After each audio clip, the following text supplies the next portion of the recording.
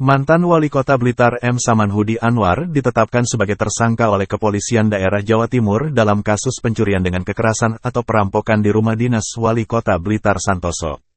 Kejadian perampokan terjadi pada tanggal 12 Desember tahun 2022 lalu. Saat dikonfirmasi, Kapolda Jatim Irjen Pol Tony Harmanto membenarkan penangkapan Santoso. Samanhudi Anwar ditangkap anggota tim Jatanras Polda Jatim di sebuah kawasan area pusat olahraga di Kota Blitar, Jumat tanggal 27 Januari tahun 2023 dini hari.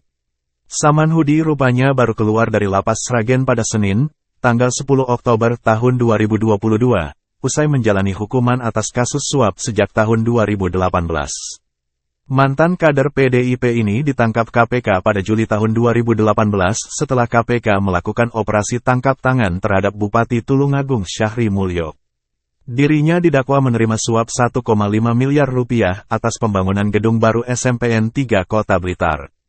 Samanhudi pernah menjabat sebagai Ketua DPRD Kota Blitar periode 2010-2015.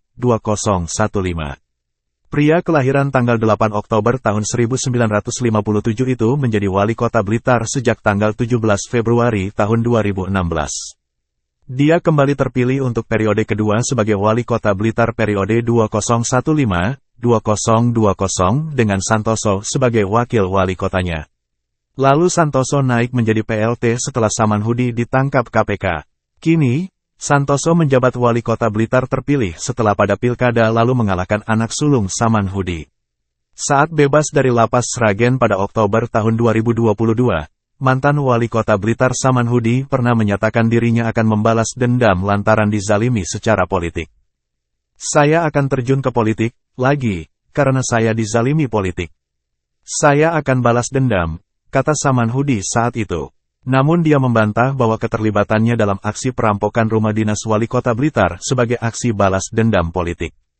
Balas dendam bukan seperti ini, perampokan, tapi dalam Pilkada 2024, katanya kepada wartawan saat sampai di gedung Direktorat Reserse Kriminal Umum Polda Jatim, Jumat tanggal 27 Januari tahun 2023 siang.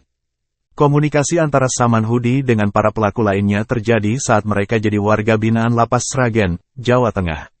Saat itu Samanhudi menjalani masa hukuman karena terlibat kasus suap pada tahun 2018.